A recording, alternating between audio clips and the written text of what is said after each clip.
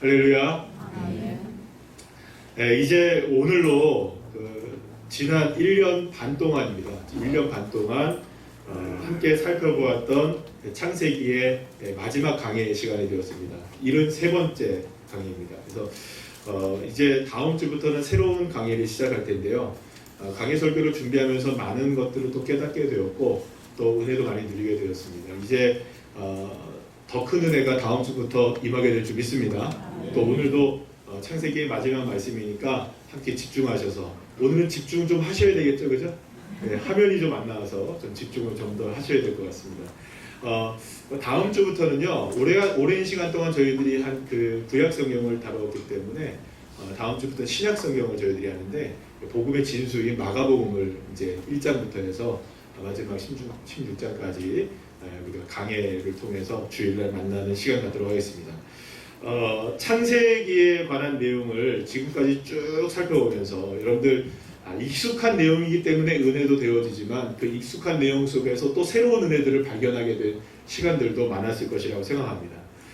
창세기 이야기는 어떤 내용으로 여러분들 시작됩니까? 갑자기 물어보니까 창세기가 뭐지? 그죠? 창세기의 내용은 창조로 시작되죠. 창조로 시작된다는 것은 모든 것의 생명의 말씀으로 시작된다는 겁니다. 자, 그런데 그 가운데에 바로 어떤 이야기가 이어져 나오게 됩니까? 인간의 죄와 타락의 이야기가 나오게 되어서 마치 하나님의 계획이 실패한 것처럼 보여지는 이야기가 쭉 나오는 것처럼 보여지지만 결국에는 그러한 모든 상황 속에서도 하나님은 구원의 계획을 세우시고 또 여러 사람들을 선택해 주셨고 그 사람들을 통하여서 하나님의 구원의 계획과 하나님의 뜻이 결코 실패함이 없이 이루어진다. 이것을 증명해내는 책이 무엇입니까? 바로 이 창세기라고 볼 수가 있습니다. 그러니까 죽음을 무엇으로 바꾸시는 분이십니까? 생명으로 바꾸시고, 실패를 무엇으로 바꾸십니까? 성공으로 바꾸시고, 상처를 무엇으로 바꾸십니까? 치유되게 하시는 분. 믿으십니까? 할렐루야. 예, 그래서 창세기 1장의 내용을 보면 이런 창조와 생명에 관한 이야기가 쭉 나옵니다. 그러면 여러분, 창세기의 내용이 지금 50장으로 마무리가 되는데 51장 없습니다, 여러분. 네. 51장은 없고요. 창세기 50장으로 마무리가 되는데 창세기 1장이 생명에 관한 이야기, 창조에 관한 이야기로 시작이 되면 당연히 창세기의 마지막 장도 어떤 이야기로 마무리가 돼야 우리에게 좀 소망이 있어 보입니까? 아니, 이렇게 얘기하면 이렇게 대답을 해주셔야. 원고에 여러분들이 대답합니다 이렇게 나와 있습니다. 그러니까 잘 생각해 보세요. 1장에 생명과 창조에 관한 이야기가 나오고 실패에 관한 많은 이야기가 나오다가 그래도 맨 마지막 50장에는 어떤 말로 끝내줘야 이게 진짜 그런 내용이구나 라고 이렇게 느껴지겠습니까? 마찬가지로 생명과 무슨 창조에 관한 이야기, 생명에 관한 이야기로 마무리가 되면 앞뒤로 다 무슨 얘기가 되는 겁니까? 생명에 관한 이야기가 되니까 진짜 소망이 있는 내용이구나 라고 우리가 쉽게 알 수 있을 텐데, 그런데 창세기 50장의 말씀을 우리가 오늘 쭉 1절부터 그래서 26절까지 다 읽어봤는데요. 창세기 50장의 내용에는 어떤 이야기들이 많이 나옵니까? 죽음과 장례식에 관한 이야기만 거의 많이 나오게 되는 것을 보게 돼요. 그러면 여러분, 생명과 창조의 이야기로 시작됐던 창세기 1장이 죽음과 장례식의 이야기인 50장의 이야기로 맞춰진다는 것은 뭔가 좀 어색한 느낌이 있죠? 예, 그렇죠? 네. 하지만 우리가 알아야 될 것이 있습니다. 비록 오늘 본문이 장례식에 관한 이야기, 죽음에 관한 이야기가 많이 나오는 것 같아 보이긴 하지만 그 가운데 정말 생명의 이야기가 숨겨져 있다는 것이죠. 그래서 이스라엘 가운데 하나님의 구원의 역사가 어떻게 이루어지는지에 대한 굉장히 중요한 진리가 담겨져 있는 것이 창세기 50장의 말씀이라고 볼 수가 있습니다. 특히 오늘 본문의 구조를 보면 샌드위치 구조라고 볼 수 있어요. 여러분, 샌드위치는 빵도 중요하지만 그 안에 무엇이 중요합니까? 소가 중요해요. 속이 어떻게 들어가 있는가, 뭐가 들어가 있는가가 중요한 거죠. 그러니까 앞뒤로 지금 무엇이 나와 있습니까? 창세기 50장에 보면 앞에는 야곱의 죽음, 뒤에는 누구의 죽음? 요셉의 죽음. 그 안에 무엇인가가 들어가 있다는 거예요. 그러면 두 가지의 이 죽음에 관한 이야기를 풀어내는 열쇠는 무엇이라는 걸까요? 이 중간에 끼어 있는 이 이야기. 그 이야기가 뭐냐? 바로 요셉과 형제들이 화해를 이루는 이야기입니다. 그래서 두 번의 장례식에 관한 이야기도 매우 중요하지만 이 중간에 형제들의 화해의 장면이 사실상 굉장히 중요한 역할을 하고 있다는 것이죠. 그래서 이 화해의 장면을 어떻게 우리가 이해하느냐에 따라서 이 두 가지의 죽음을 이해하고 더 나아가서 성경 전체를 이해하는 안목이 열려질 수 있다는 것입니다. 자, 그렇다면 도대체 이토록 중요한 요셉과 형제들의 화해의 뜻은 과연 어떤 의미를 갖고 있는 것일까요? 먼저 우리는 이 중심 주제를 살펴보기 위해서 두 번의 장례식을 잠시 살펴보도록 하겠습니다. 오늘 본문 1절부터 14절까지의 내용을 보시면 야곱의 장례식에 관한 이야기가 나오게 되는 것을 보게 되는데요.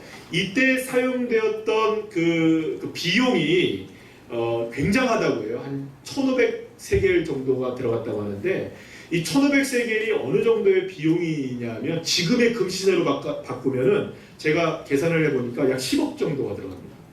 그러니까 그게 어떤 비용으로만 들어갔냐 하면 미라를 만드는 데만. 그러니까 지금 야곱이 죽어서 야곱을 무엇으로 만들어냅니까? 미라로 만들어내는데 오늘 본문 보면 며칠이 걸렸대요? 40일이 걸렸대요. 그리고 그 41일이 들어가는데 비용이 얼만큼? 약 10억 정도가 들어갔다는 거예요. 어마어마하죠. 그런데 장례식 기간만 애도하는 기간만 며칠이었다고는 성경에 말합니다. 70일이라고 나와요. 대단합니다, 여러분. 우리도 보통 국장을 하면 5일 정도 하거든요. 그러니까 70일 동안에 이렇게 장례를 치렀다는 건 엄청난 건데요.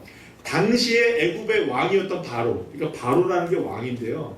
이 애굽의 바로가 장례를 치르면 며칠 동안 장례를 치르냐면 여러분 며칠 동안 치를 것 같아요? 72일 동안 치릅니다. 그러니까 딱 이틀 적게 누가 장례를 치른 건가요? 야곱이 장례를 치른 거예요. 자, 그렇다면 이렇게 장례식을 거창하게 치르게 되었다는 것은 그만큼 야곱의 장례식을 거의 어떤 수준으로 치렀다는 겁니까? 국장? 당시의 애굽의 황실의 국장의 수준에 맞게끔 치른 장례였다는 거예요. 그러면 왜 이렇게 화려한 장례를 치를 수 있었을까요? 그것은 요셉이 애굽의 탁월한 총리로서의 사명을 잘 감당했기 때문에 그 위치로 인하여서 야곱이 덕을 본 것이라고 볼 수가 있겠죠. 자, 그래서 요셉은 이렇게 장례 중에는 수염도 길고 이렇게 머리를 자를 수 없기 때문에 70일 동안이잖아요. 그래가지고 왕 앞에 나가지 못했습니다. 그래서 사람을 시켜가지고 왕에게 이야기합니다. 바로에게 이야기를 하기를 야곱의 유언을 전합니다. 야곱의 유언이 여러분 무엇이었습니까? 자기의 시신을 어디에 묻어라?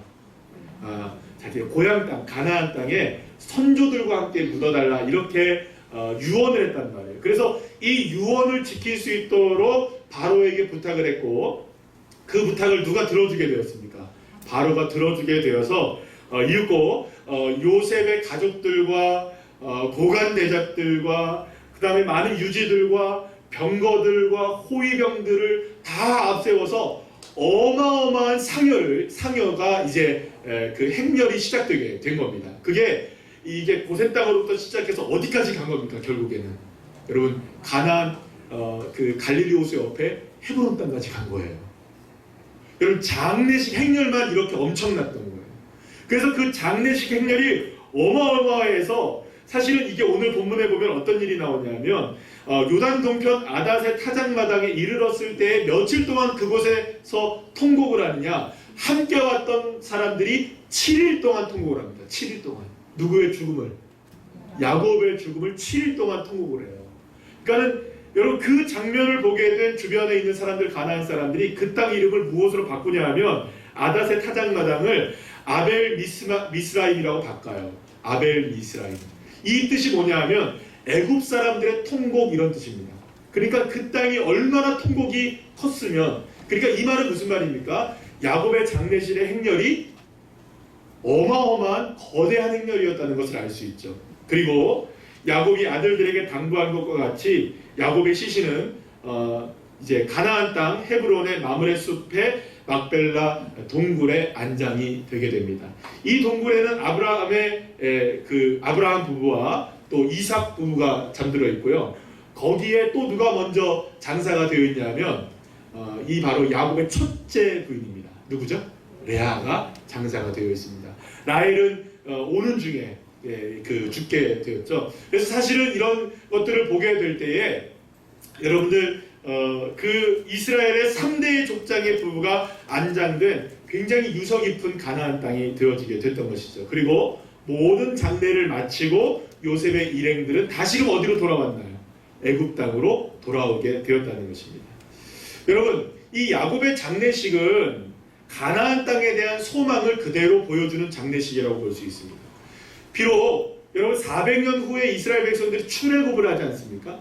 출애굽을 할 때에는 화려한 행렬로 가나안 땅을 향해서 나가지는 못하지만 이후에 일어날 출애굽의 사건의 모형과도 같은 놀라운 행렬이 이미 야곱의 장례식을 통해서 보여지게 되었다는 것이죠. 무엇보다 조상들이 묻힌 땅으로 이스라엘 백성들이 반드시 돌아가야만 한다는 사실이 분명하게 드러나게 된 것이고요. 특히 이 야곱의 장례식을 통해서는 이것이 이 가나안 땅으로 돌아가야만 하는 이스라엘 백성들의 이 마치 숙명과도 같은 운명, 이것이 정해진 것이라고 볼 수가 있다는 것입니다. 그렇기 때문에 이 야곱의 장례식을 한마디로 줄인다면 무엇이라고 말할 수 있냐면 따라합시다. 가나안 땅에 대한 소망. 가나안 땅에 대한 소망. 네, 가나안 땅에 대한 소망을 심어주는 장례식이었다라고 볼 수가 있는 것입니다.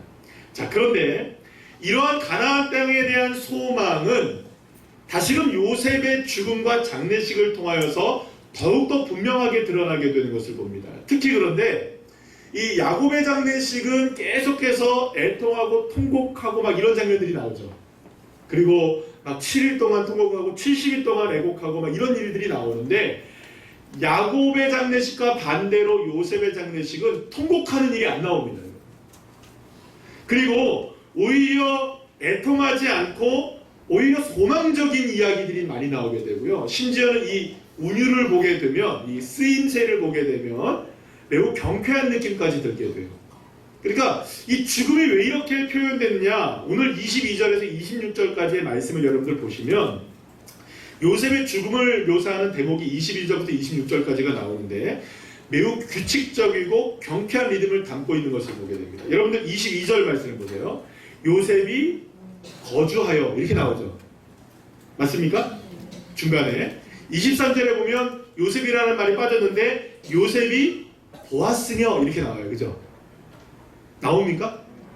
또 24절에 보면 요셉이 이르되 이렇게 나와요.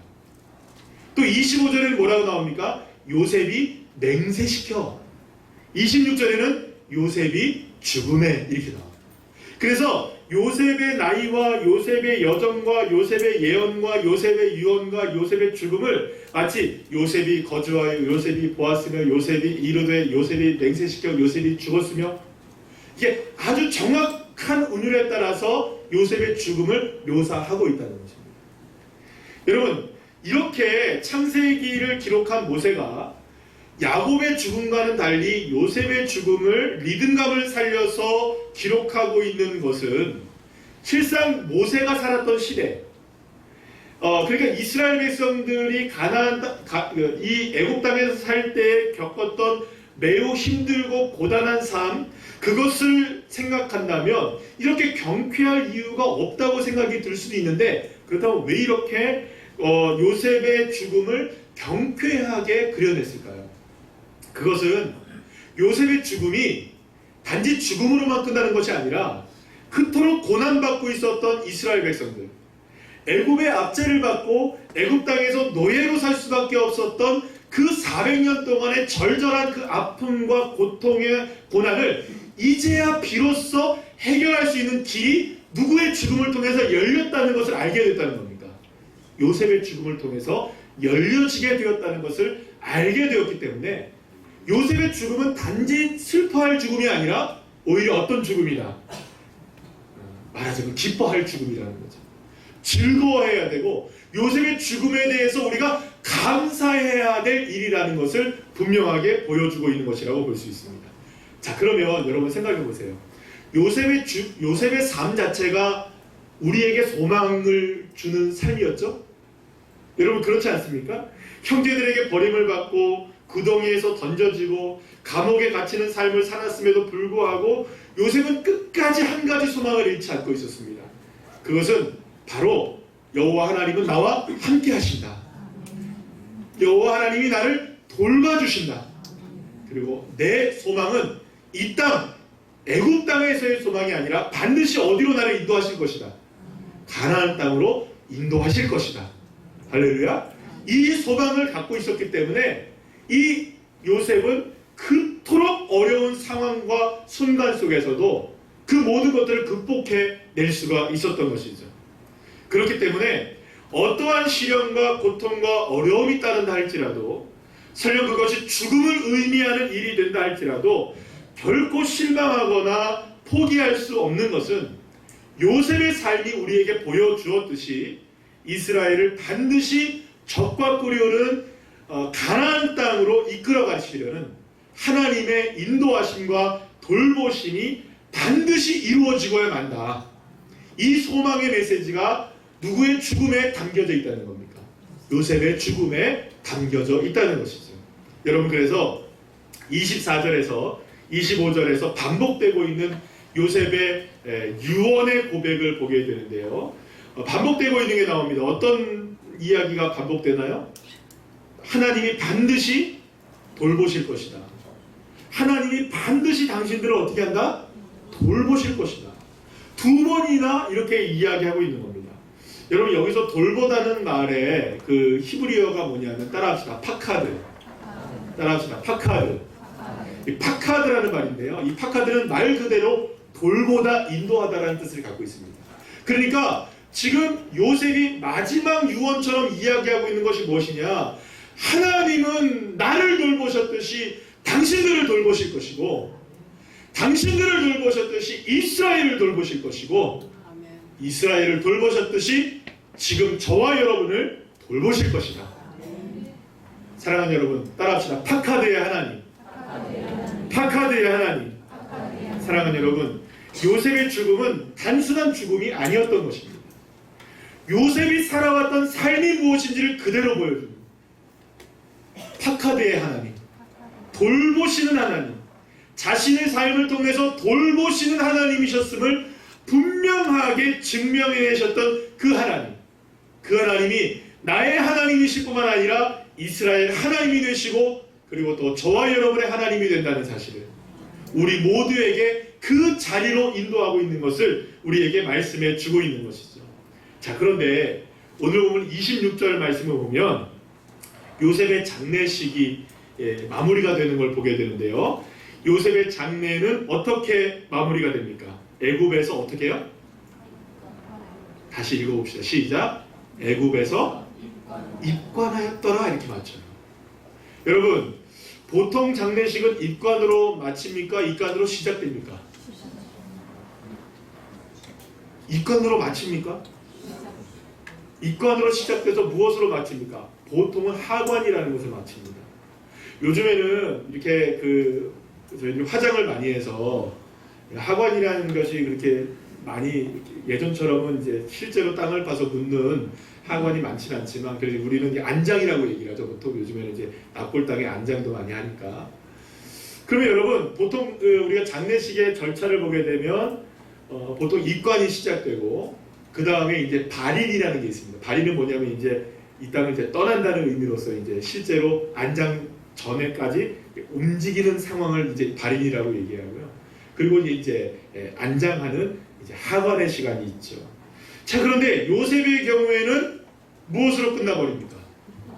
입관으로 끝나버려요. 그러면 여러분, 장례가 끝났다는 겁니까? 안 끝났다는 겁니까? 장례가 중단됐다는 거예요. 입관만 하고 끝났다는 거예요.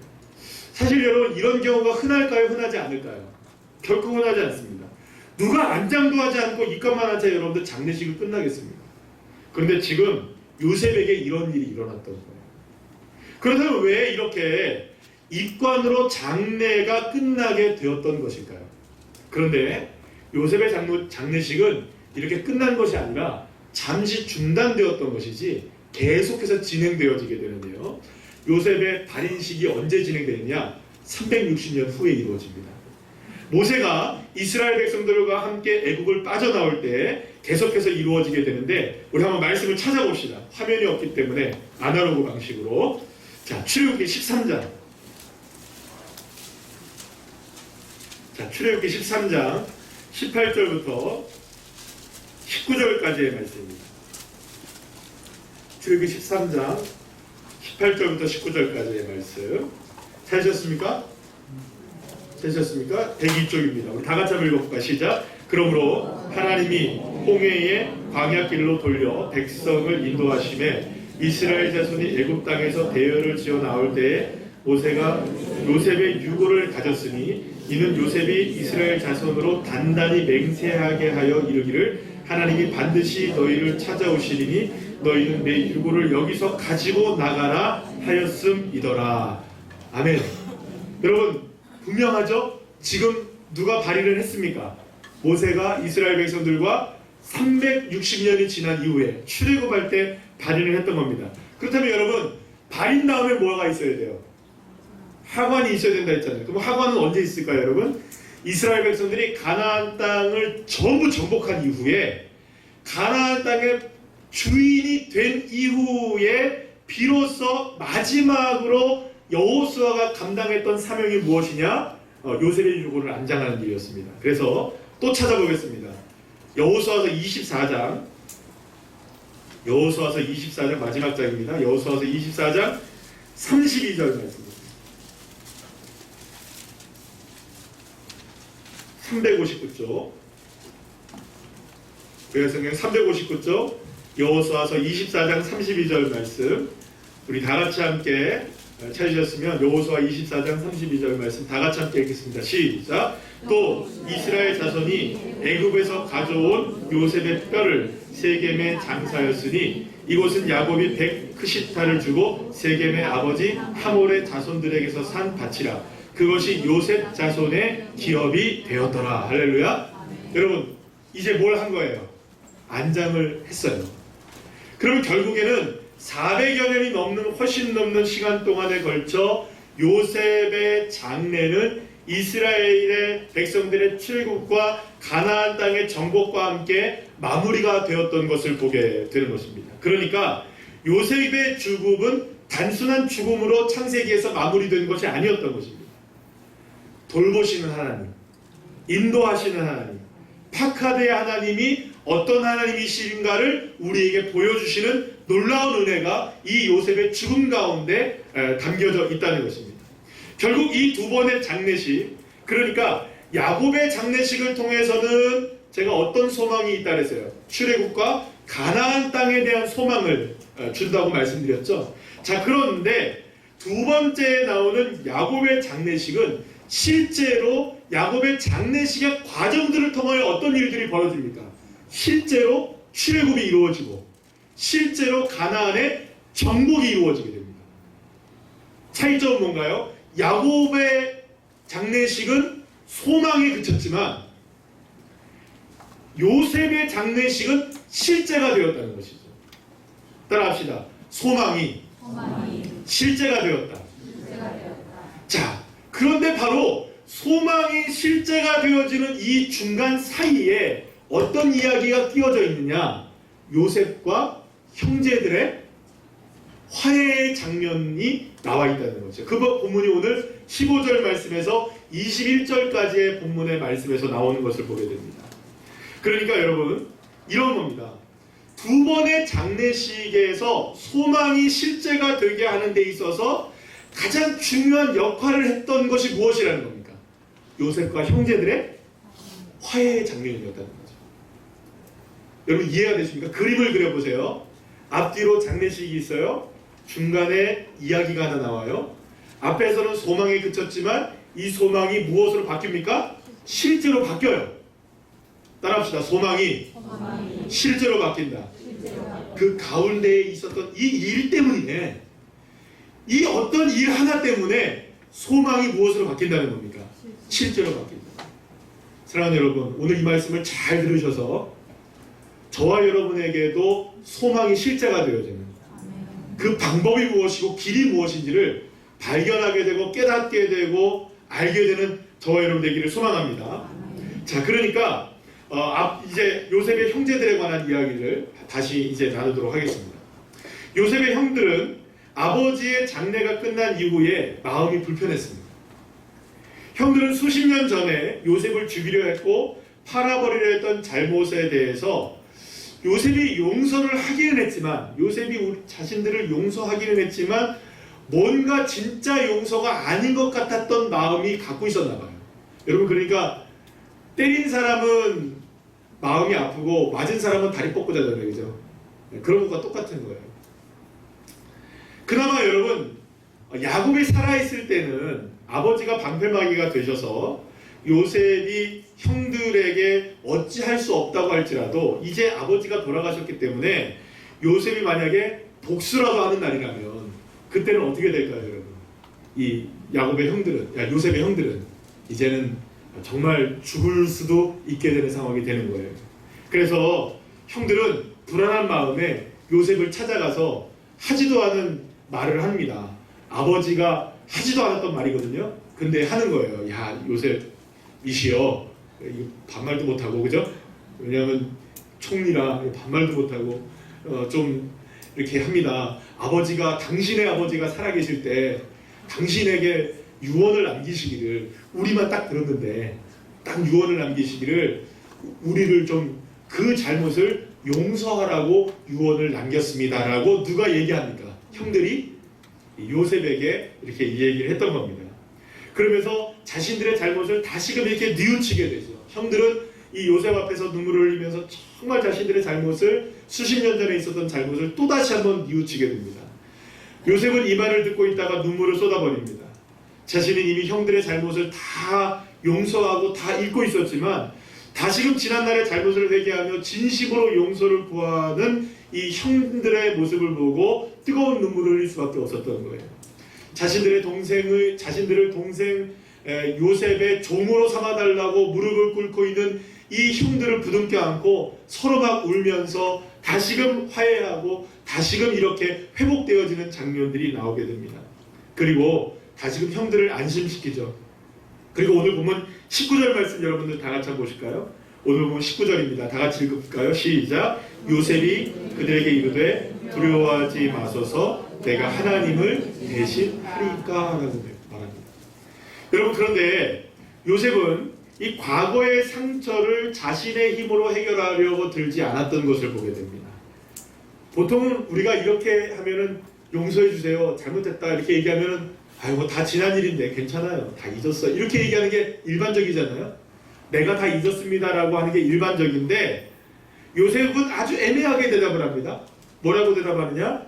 내가 하나님을 대신하겠습니까? 라고 대답합니다. 따라합시다. 내가 하나님을 대신하겠습니까? 내가 하나님을 대신하겠습니까? 오히려 요셉이 자신의 상처와 형들의 두려움에 대해서 가타부타 말을 하지 않고, 이 뜻은 어떤 의미냐면 내가 하나님을 대신하겠느냐, 그러니까 내가 하나님이 될 수는 없다. 내가 용서하고 안 하고에 대한 문제에 있어서 내가 이것을 결정하고 안 결정하는 것은 내가 하나님이 되려고 하는 것이기 때문에 나는 그렇게 할 수 없다라고 얘기합니다. 마치 들으면 용서 안 한다처럼 들리죠, 여러분. 그런데 여기엔 놀라운 은혜가 숨겨져 있습니다. 그러니까 요셉은 지금 이 모든 것들을 하나님이 판단하시는 것이 아니라, 따라합시다. 하나님이 판단하신다. 하나님이 판단하신다. 이거를 명확하게 기억하고 있었던 거죠. 다시 말하면 요셉이 받은 상처, 요셉이 받은 아픔은 분명했습니다. 씻을 수 없는 마음의 상처가 남아있고요, 흔적도 남아있었을 겁니다. 여러분 생각해보세요. 노예 생활을 하면서, 감옥 생활을 하면서 상처났던 게 있었겠어요, 없었겠어요? 아무리 자기 자신 스스로가 그 총리가 되어 살아도 자신에게는 그 상처는 갖고 살아간단 말입니다. 그러나 요셉은 분명히 알고 있었던 겁니다. 요셉이 상처가 있었지만 그 상처에 얽매여 살지 않고 상처를 뛰어넘어 치유받는 삶을 살 수 있었던 것이라고 고백하고 있는 것이에요. 내가 그것을 어떻게 하겠습니까? 이 말은 당신을 용서할 수 있고 없고 이제 그건 내 문제가 아닙니다 라고 하는 단호한 말이 아니라, 지금까지 일어났던 모든 일들은 내가 원해서 일어난 일도 아니고 내가 하려고 해서 일어난 일이 아니라 모두가 다 누구의 은혜대로 이루어진 일이다. 하나님의 은혜대로 이루어진 일이니 내가 용서하고 안 하고 할 게 무엇이 있겠습니까? 라고 이야기하고 있는 것이죠. 그래서 요셉은 다음과 같은 마음으로 고백을 하고 있었던 겁니다. 나는 예전에 너무 큰 상처를 받았습니다. 하지만 나의 진정한 아버지이신 하나님은 세상 그 누구보다도 나를 사랑하시기에 내가 입은 그 상처조차도 모든 것도 선으로 바꾸시는 하나님이 나의 하나님이십니다. 상처도 무엇으로 바꾸신다? 선으로 바꾸시는 하나님. 사랑하는 여러분, 하나님은 악조차도 선으로 바꾸시는 능력의 주님이심을 믿으시길 바랍니다. 상처조차도 선으로 바꾸시는 하나님. 여러분, 저와 여러분이 만약 이것을 믿는다면 은혜가 되어지지만 상처를 선으로 바꾸시는 하나님을 믿지 못하면 우리가 주님을 믿고 살아도 여전히 불안하고 영적인 침체를 겪을 수밖에 없는 것입니다. 그렇기 때문에 여러분, 우리는 하나님을 온전히 신뢰해야 합니다. 나에게 상처를 준 사람 여러분 있습니다. 저도 상처를 많이 받고 살아갑니다. 많이 받았었습니다. 여러분, 목사는 상처를 받을까요? 안 받을까요? 많이 받습니다. 여러분들 상처를 받으십니까? 안 받습니까? 받고 살아갑니다. 그런데 많은 사람들이 우리에게 상처를 주지만 그 상처를 준 사람들을 우리가 용서할 수 있는 이유가 딱 하나 있다면 그것은 우리가 받은 상처와 아픔을 얼마든지 하나님은 선으로 바꾸실 수 있는 분이시기 때문입니다. 상처에 대하여서 보복과 원망을 하는 것은 상처를 통해서 또 다르게 하나님께서 역사하시고 무엇인가를 이루시기를 원하시는 하나님의 또 다른 섭리를 막는 것밖에는 안 된다는 것입니다. 그러니까 상처에 얽매 있는 것은 장애물이 된다는 것이죠. 하나님은 우리의 상처를 통해 파카드의 하나님, 돌보시는 하나님, 이 하나님이 되기를 원하시고 계시는 것입니다. 사랑하는 여러분, 상처 때문에 힘드십니까? 그런데 그 상처가 하나님이 저와 여러분에게 던지는 질문 하나가 있는 겁니다. 하나님은 상처를 통해 우리에게 이렇게 질문을 하시는 겁니다. 도대체 너는 나를 무엇으로 믿느냐? 상처 때문에 믿느냐? 아니면 상처를 해결할 나를 믿느냐? 아니면 그저 나를 믿느냐? 내가 과거의 악과 상처를 선으로 바꿀 수 있고 그렇게 우리에게 하고 싶다는 사실을 정말로 너는 믿느냐? 만약 이에 대해서 우리가 네, 그렇게 알고 있습니다. 그러나 실제로는 우리가 이 상처에서 헤어나오지 못하고 있습니다.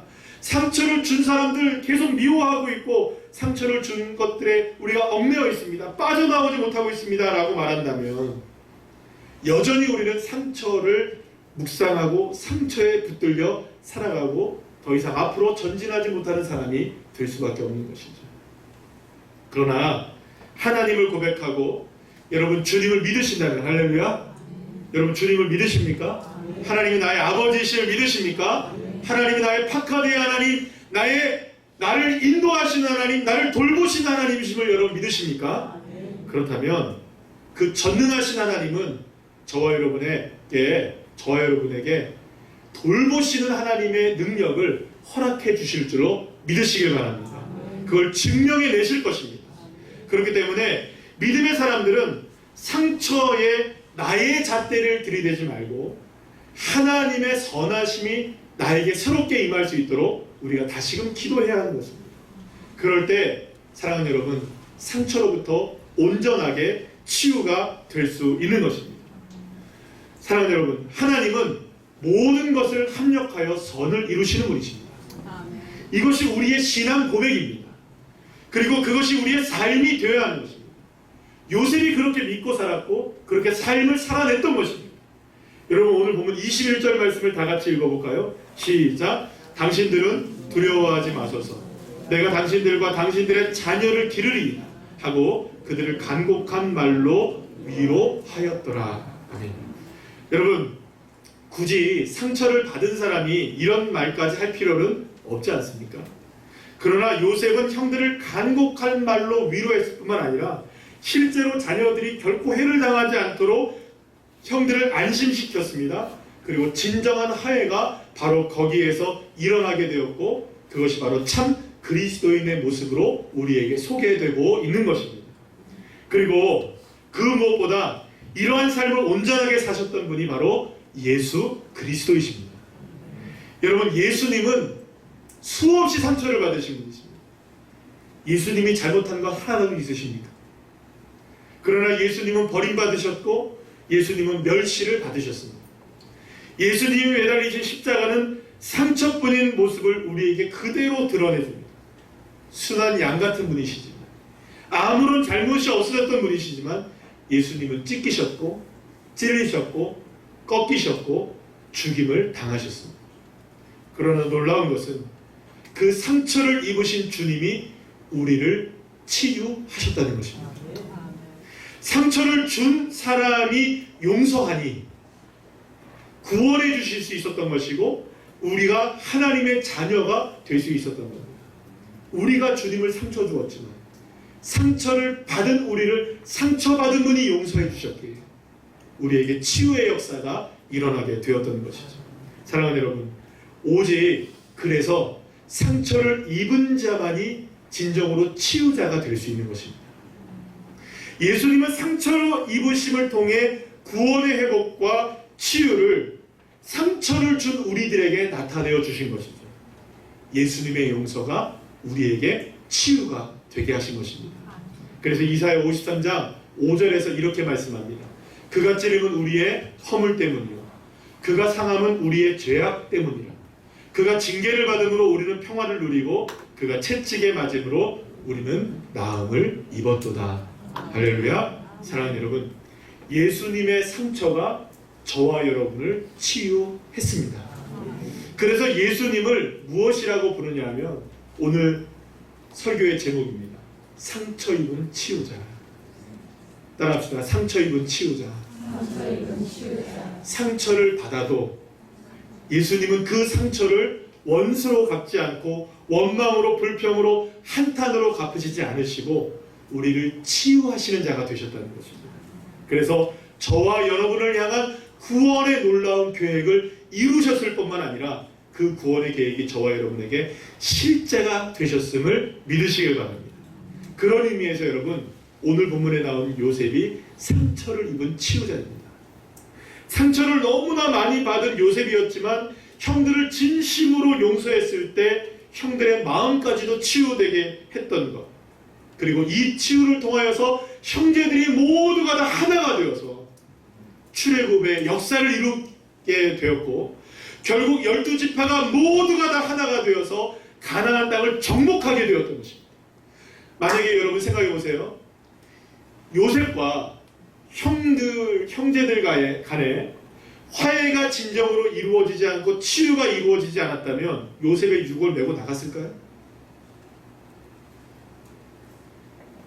요셉의 유골을 안장시켰을까요?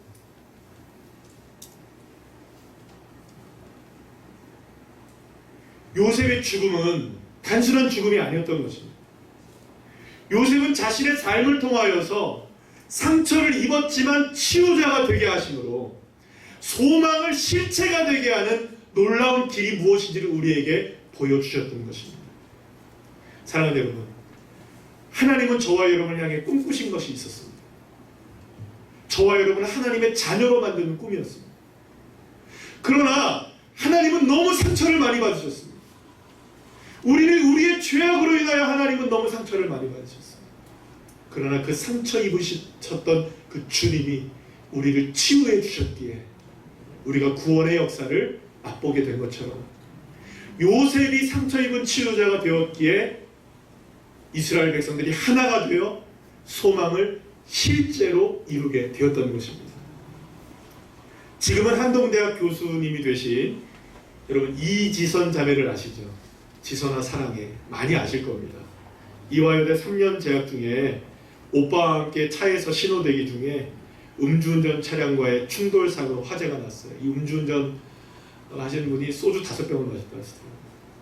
그래서 온몸에 전신 3도 화상, 30차례의 수술, 죽을 고비를 수없이 넘기면서 극적으로 하나님의 은혜 가운데 살게 되었습니다. 살아난 이후에 이 이시선 자매는 절망하지 않고 오히려 하나하나 하나님께 감사하게 되었고, 그리고 새로운 소망의 길을 걷게 되었습니다. 포기하지 않는 한 주님은 포기하지 않으신다. 내가 포기하지 않는 한 주님은 결코 포기하지 않으신다. 이 믿음을 가지고 내가 지금 걸어가는 이 삶은 결코 동굴이 아니라 터널이다. 반드시 끝이 있다. 이 믿음을 가지고 새로운 길을 걷기 시작했고, 이 이시선 자매는 미국 보스턴 대학과 콜롬비아 대학에서 석사학위를 받고, 그리고 미국의 UCLA에서 사회복지학 박사학위를 받고, 올해인가요? 지난해 올해인가? 이 한동대학교 상담대학원의 교수로 임용되게 되었습니다. 절망할 수밖에 없고 포기할 수밖에 없는 상황 속에서도 끝까지 용기를 잃지 않았던 것은 하나님의 은혜 때문이라고 고백합니다. 그리고 이선 교수에게 많은 사람들이 질문을 한다고 해요. 가장 많은 질문하는 게 어려운 질문이지만, 예전으로 돌아가고 싶지 않냐고. 예전으로 돌아가고 싶지 않냐고. 그래서 그는 그 라디오에서 인터뷰를 하는데 갑자기 뜬금없이 질문하는 바람에 망설였는데 이렇게 딱 대답을 했다는 거예요. 돌아가고 싶지 않아요. 그래서 오빠가 물었대요. 오빠가 그때 구출을 하지 못해서 마음에 짐이 많아서 나는 네가 예전으로 돌아가고 싶다. 정말 원한다. 그래서 볼펜 하나 딱 주고, 이 볼펜을 만약 잡으면 네가 예전으로 돌아갈 수 있다면 이거 안 잡겠느냐? 그랬는데 이 이시선 자매가 잠깐 동안 고민했대요. 저거만 잡으면 돌아갈 수 있다면 했는데 자신은 안 돌아간다고 고백했대요. 얼굴만 돌아가면 뭐 하겠냐는 거예요. 얼굴을 잃어도 하나님이 주신 그 마음을 내가 품게 되었는데, 그러면서 뭐라고 얘기하냐면, 이선 자매의 고백을 제가 그대로 읽어드릴게요. 하나님이 재처럼 타버린 나에게 화관을 씌워주신 것 같아요. 일그러진 제 모습이 누군가에게 힘이 될 수 있다는 게 감동입니다. 그리고 이제는 고난이 축복이라고 크게 말할 수 있어요. 눈물은 눈물로만 닦아줄 수 있고, 아픔은 아픔으로만 위로할 수 있어요. 하나님은 지금 이 모습이 아니고는 전할 수 없는 메시지를 나에게 전하게 하신 것이지요. 정말이지 예전 모습으로 돌아가고 싶지 않습니다. 사랑하는 여러분, 씻을 수 없고 돌이킬 수 없는 상처가 우리에게 있습니다. 그 상처가 오히려 그러나 누군가에게 치유가 될 수 있는 것이라면, 그래서 하나님 안에 있는 사람들에게는 그 어떤 상처도 치유가 되게 하시는 은혜를 허락해 주시는 것입니다. 사랑하는 여러분, 하나님의 약속은 얼마든지 예가 됨을 믿으시길 바랍니다. 반드시 하나님은 모든 것을 합력하여 선을 이루고 마십니다. 그러나 이것은 때로는 상처를 입는 일을 통해서 이루어질 수도 있습니다. 때로는 좋은 일을 통해서도 이루어지기도 하지만, 많은 경우 상처를 입는 일과 어려운 일과 환난을 통하여서 하나님의 선이 이루어지게 된다는 것입니다. 때로는 여러분, 내 생각대로 안 될 때가 많습니다. 내 마음과 정반대의 일이 일어날 때도 있습니다. 그러나 분명한 것 하나가 있습니다. 한 가지 저와 여러분이 분명히 기억해야 되는 것이 있습니다. 믿음의 고백이 있어야 됩니다. 파카드의 하나님, 돌보시는 하나님, 그 하나님이 나의 하나님이 되신다는 건 말입니다. 그래서 때때로 내가 입은 상처도 아픔을 치유하시는 하나님의 은혜로 구원의 역사를 이루어가는 길이 열려지게 될 수 있는 것입니다. 그렇기 때문에 여러분, 우리의 눈은 이제 달라져야 하는 것입니다.